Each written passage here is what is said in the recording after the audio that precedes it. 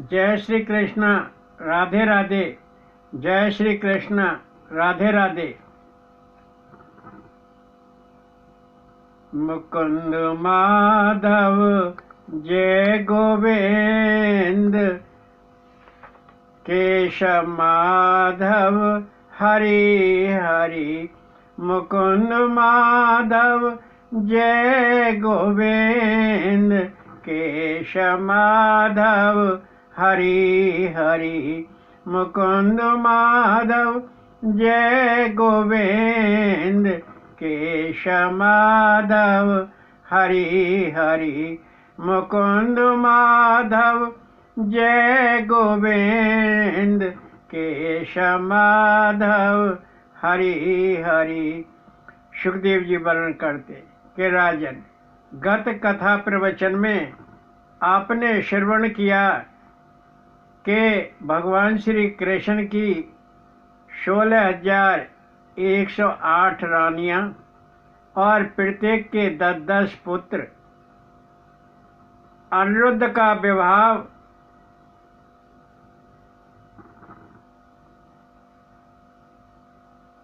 रुक्मी की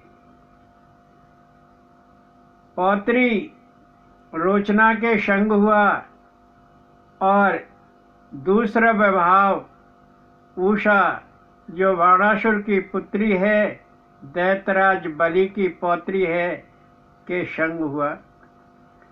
और दानी निरक की कथा, वह शापवश गिरगिट बन गया था और भगवान के तनक स्पर्श से उसका उद्धार हुआ। आज आपको एक दिव्य कथा का पारायण कराते हैं, ध्यान पूर्वक श्रवण कीजिए। बड़ी विचित्र कथा है कि करुष देश का एक राजा पौंड्रक है और पौंड्रक भगवान श्री कृष्ण से ईर्ष्या करता है, द्वेष करता है, जलता है। वो अपने को ही कृष्ण मान बैठा है, वह स्वयं को ही वासुदेव मान बैठा है। उसने अपने दूत द्वारका भेजे कि जो द्वारका में बैठा हुआ कृष्ण है ना, वो नकली है और उसको जाकर कह दो कि तुम झूठे कृष्ण बने हुए हो, असली कृष्ण तो करुष देश का राजा पौंड्रक है। तुम उस वासुदेव की शरण में पहुंच जाओ और नहीं तो युद्ध करो। भगवान श्री कृष्ण ने दूतों से जब ये बात सुनी तो वो रथ पर सवार हुए और काशी में जा पहुंचे।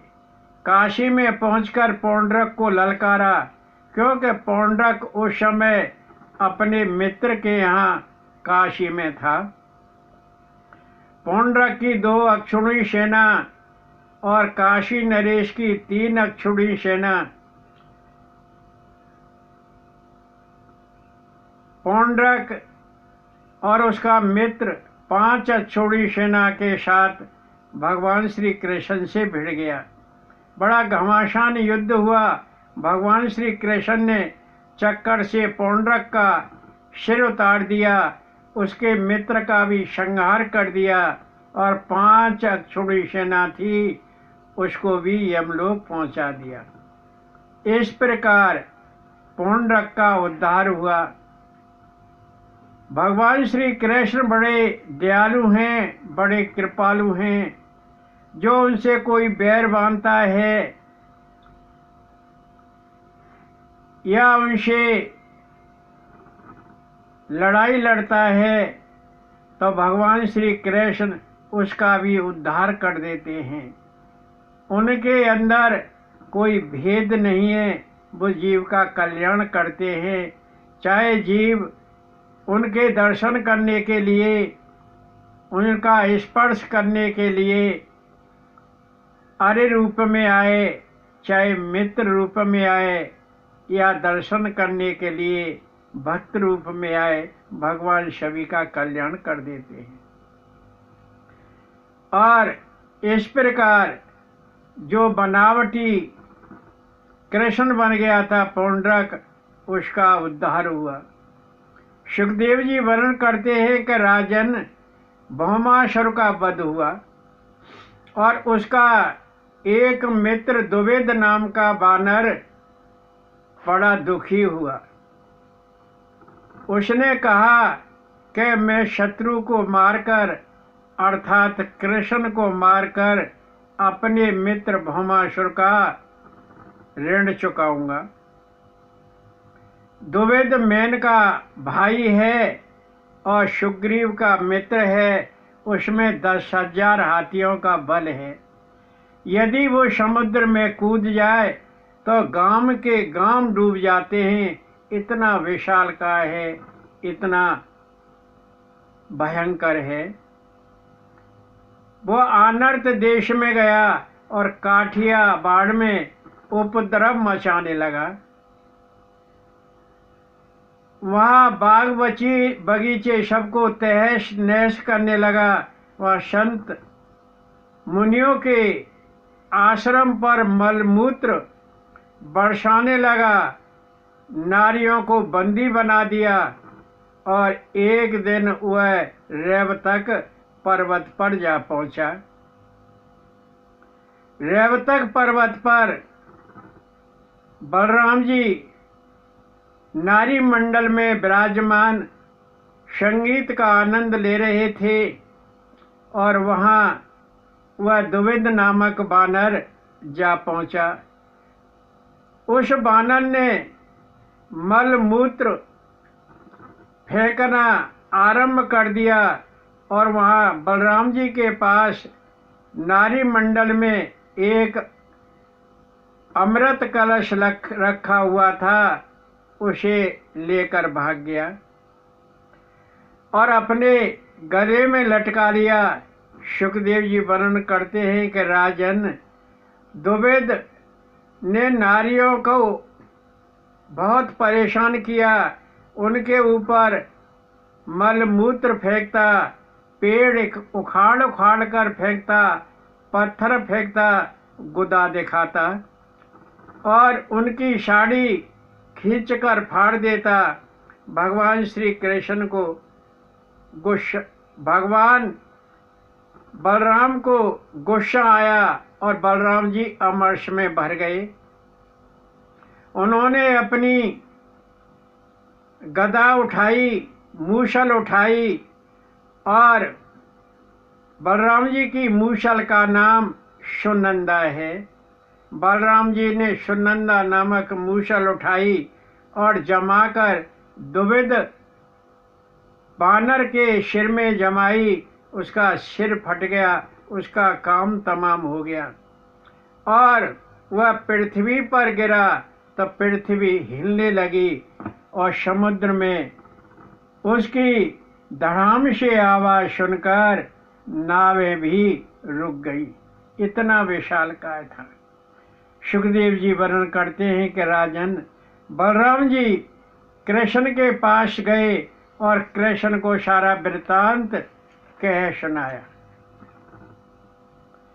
सुखदेव जी वर्णन करते हैं कि राजन दुर्योधन ने एक अपनी पुत्री लक्ष्मणा के विवाह हेतु हस्तिनापुर में एक स्वयंवर की रचना की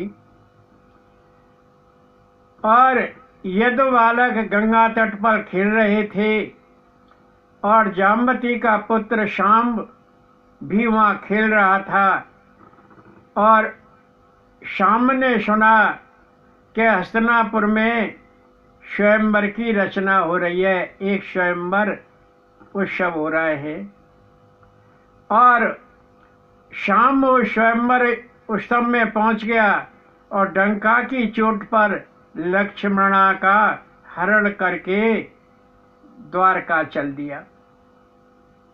सुखदेव जी वर्णन करते हैं कि राजन दुर्योधन ने कहा कि यदुवंशी हमारी संपत्ति खाते हैं हमारे अनुग्रह पर जीते हैं, क्या बिगाड़ेंगे वो। दुर्योधन, कर्ण, भूरिश्रवा, यज्ञकेत, शल, तोशल, कूट आदि सब अस्त्र शस्त्र लेकर शाम के पीछे दौड़ लिए और शाम को घेर लिया, शाम को रथहीन कर दिया, शाम को बांध लिया और अपनी बेटी लक्ष्मणा को वापस ले आए। नारद जी ने यह दृश्य देखा और इस दृश्य को देखकर नारद जी तुरंत द्वारका में जा पहुंचे। देवर्ष नारद जी ने सारा वृत्तांत भगवान श्री कृष्ण को कह सुनाया। बलराम ने कहा कि ठीक है। बलराम और कृष्ण आदि हस्तिनापुर के लिए चल दिए। बलराम ने उद्धव को धृतराष्ट्र के पास भेजा कि कौरव क्या चाहते हैं। बलराम जी और कृष्ण हस्तिनापुर के पास एक बगीचे में ठहर गए और उद्धव को भेज दिया कि तुम धृतराष्ट्र के पास जाओ और उनसे बोलो कि तुम क्या चाहते हो। कौरव सभा में धृतराष्ट्र, भीष्म, द्रोण, बालिक, दुर्योधन, कर्ण आदि सब बैठे हुए थे। सभा चल रही थी और उद्धव ने जाकर उस सभा में कहा कि बलराम हस्तिनापुर में पधारे हुए हैं। और नाम सुनकर सारे कौरव तुरंत दौड़ लिए बलराम जी के दर्शन करने के लिए, बलराम जी का स्वागत करने के लिए। सुखदेव जी वर्णन करते हैं कि राजन, उग्रसेन ने कहा कि सारे कौरव अकेले सामने से भिड़ गए और उसे बांध लिया, उसको छोड़ दो, अच्छा तो यही है। और बहू को शाम के साथ भेज दो, संबंध बना रहेगा, परिवार नहीं टूटेगा, नहीं तो परिवार का विनाश हो जाएगा। यही कल्याण कारक है, यही सबके हित की बात है। देर मत करो, जल्दी करो। उग्रसेन की बात सुनकर कौरव बड़े क्रोध में भर गए और दुर्योधन ने कहा कि पैर की जूती सिर पर चढ़कर बोल रही है। जो हमारा खाते, हमारे टुकड़ों पर जीते हैं, हमारा अन्न खाते, हम पर अब हावी हो रहे। क्रोध में भरकर दुर्योधन ने ऐसा बोला। यादवों से राज चिन्ह छीन लो और उनका सारा घमंड चूर हो जाएगा। बलराम जी ने कहा कि कौरवों को सही राय बताई जाए, अच्छी बात बताई जाए तो इनकी समझ में नहीं आती, इनको दंड देना ही पड़ेगा। बलराम जी ने ऐसा कहा। मेरा अपमान, तिरस्कार, गाली भी देकर की हैं, यह अच्छी बात नहीं है। उग्रसेन की बात को इंद्र भी नहीं टाल सकता है। उग्रसेन साधारण राजा नहीं है, असाधारण राजा है, देवतुल्य राजा हैं और इनकी बात को कौरव नहीं मानने हैं। ये वयोवृद्ध राजा हैं। जो कृष्ण पारिजात प्राप्त करते हैं, लक्ष्मी जिनके चरण कमलों की सेवा करती है, देवता जिनके चरण धोवन को अपने सिर पर धारण करते हैं, उन कृष्ण को राज्य का अधिकार नहीं है। कौरव, तुम मूर्ख हो, तुम शठ हो। इन कौरवों के होश ठिकाने लगा दूंगा। बिना सिर पैर के बातें करते रहते, बातें बनाते रहते। बलराम बड़े क्रोध में भर गए और इतने अमरस में भर गए मानो त्रिलोक को जला देंगे। बलराम जी ने हल उठाया और भयंकर हल से चोट की हस्तिनापुर को उखाड़ लिया और गंगा में डुबाने के लिए हस्तिनापुर को हल से खींचकर चल दिए। बलराम के सामने वो खड़े हो गए कि ऐसा मत करो, लेकिन बलराम जी बड़े क्रोध में थे। सारा नगर कांप उठा। हस्तिनापुर गंगा की ओर झुक गया। कहते हैं कि आज भी हस्तिनापुर गंगा की ओर झुका हुआ है। कौरव बड़े भयभीत हुए और कि हम सारा नगर गंगा में डूब जाएगा।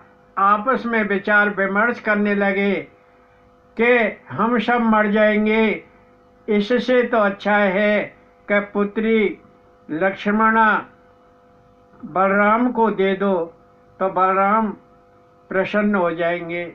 ऐसा बालिक, व्यास, भीष्म पितामह, बड़े बड़े ज्ञानी विज्ञानी लोगों ने कहा कि लक्ष्मणा को छोड़ दो और बलराम के सामने लेकर चलो, शाम को दे दो। उन्होंने ऐसा विचार किया। बलराम के पास जाकर सारे कौरवों ने बलराम के चरण पकड़ लिए कि हमसे गलती हो गई। बलराम जी की स्तुति की और साथ ही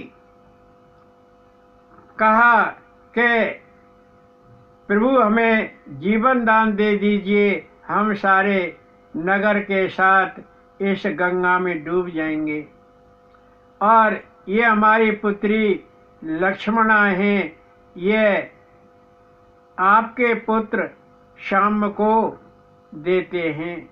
बलराम जी ने कहा कि कौरवों, तुम्हारी मति मारी गई है।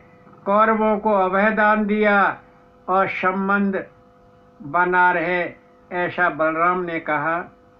बहू लक्ष्मणा शाम को दे दी और बलराम जी बहू लक्ष्मणा और शाम को लेकर द्वारका आ गए और आज भी हस्तिनापुर गंगा की ओर झुका हुआ है, ऐसा लोग बताते हैं। इस प्रकार शाम का विवाह दुर्योधन की पुत्री लक्ष्मणा के संग हुआ।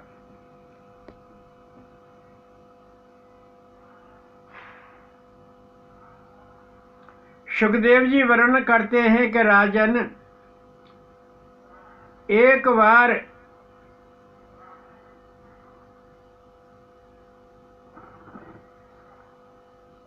नारद जी को बड़ा आश्चर्य हुआ कि 16,108 रानियां हैं और सबके साथ ये रहते हैं। यहाँ तक कि भगवान श्री कृष्ण ने 16,100 नृप कुमारियों के संग एक ही मुहूर्त, एक ही साथ विवाह कैसे किया, मुझे बड़ा संदेह है। सुखदेव जी वर्णन करते हैं कि राजन, कृष्ण अकेले हैं और रानियां 16,108 हैं। एक ही समय एक साथ अलग अलग भगवान श्री कृष्ण ने कैसे उनके साथ विवाह किया। नारद जी ने ऐसा सोचा कि मुझे बड़ा संदेह है। द्वारका में 9 लाख महल हैं और नारद जी द्वारका में पहुँचे और भगवान श्री कृष्ण के दर्शन किए। यह द्वारका विश्वकर्मा ने बनाई थी। रुक्मिणी के महल में देवर्षि नारद जी गए तो देखा कि भगवान श्री कृष्ण रुक्मिणी के महल में विराजमान हैं। दूसरे महल में गए तो वहाँ भी भगवान श्री कृष्ण को देखा कि भगवान श्री कृष्ण चौसर खेल रहे हैं। तीसरे महल में गए, वहाँ भी भगवान श्री कृष्ण को देखा कि भगवान श्री कृष्ण रानी से बतिया रहे हैं। चौथे महल में गए तो वहाँ जा कर के भी देखा कि भगवान श्री कृष्ण यहाँ रानी के साथ बैठे हुए हैं। जहाँ जिस महल में देवर्ष नारद जी जाएं, वहीं भगवान श्री कृष्ण को रानी के पास देखे। कभी कोई रानी के पास, कभी किसी रानी के पास। नारद जी को देखकर भगवान श्री कृष्ण ने मुस्कुरा कर कहा कि नारद जी, क्या बात है, आप तो बड़े खुश नजर आ रहे हो। मुकुट उतारकर चरण स्पर्श किए भगवान श्री कृष्ण ने और कुशल मंगल पूछी।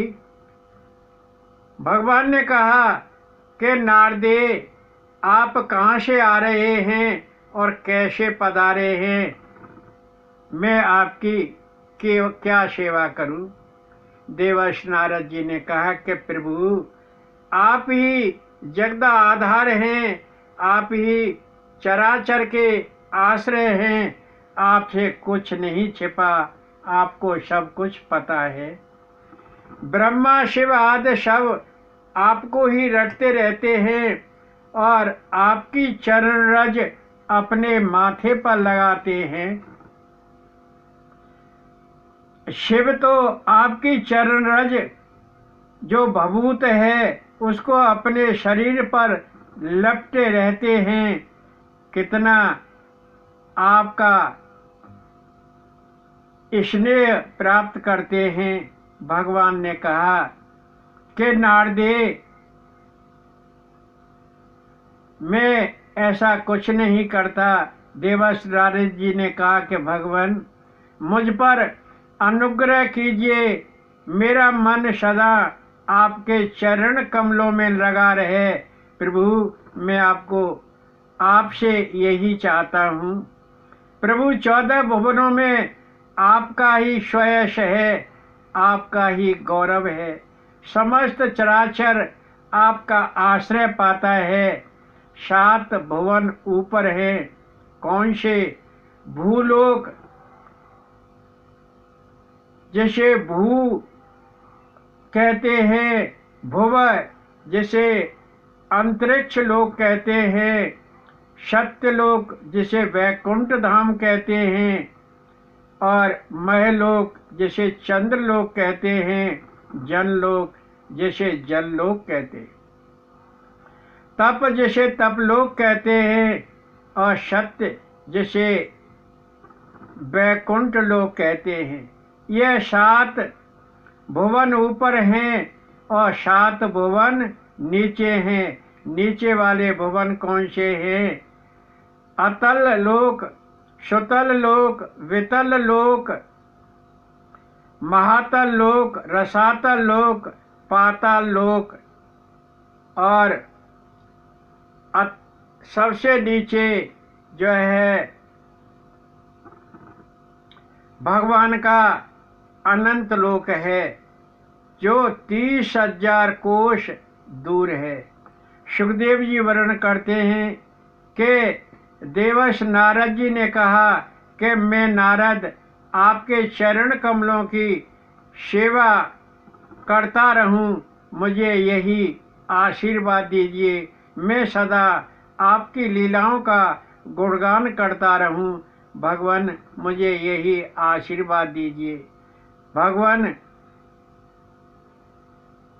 मैं आपसे और कुछ नहीं चाहता। भगवान ने कहा कि नारदे, त्रिलोक में मैं ही धर्म का परम शिक्षक हूँ। तुम कभी मेरी माया पर मोहित मत होना। और कहा कि भक्त, मेरी अनंत शक्ति को मत खोजना। नारद जी से ये भी कहा कि मेरी अनंत शक्ति को मत खोजना और मेरी माया पर मोहित मत होना। नारद जी ने कहा कि भगवान, अर्थ धर्म काम मोक्ष स्वरूप चातुर्य पुरुषार्थ आप ही हैं। मैं आपके चरण स्पर्श करता हूँ और आपकी परिक्रमा करता हूँ। मुझे आशीर्वाद दीजिए, मैं चलता हूँ। नमस्कार। सुखदेव जी वर्णन करते हैं कि राजन, विराट पुरुष के मुख, भुजा, जांग, पैर से 4 वर्ण प्रकट हुए।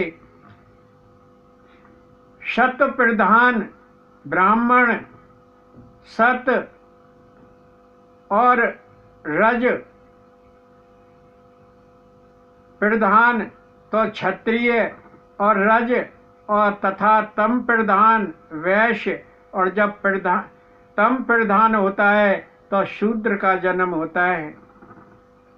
विराट पुरुष की जांघों से गृहस्थ आश्रम, हृदय से ब्रह्मचर्य आश्रम और वक्ष स्थल से वानप्रस्थ आश्रम और मस्तक से संन्यास आश्रम प्रकट हुए।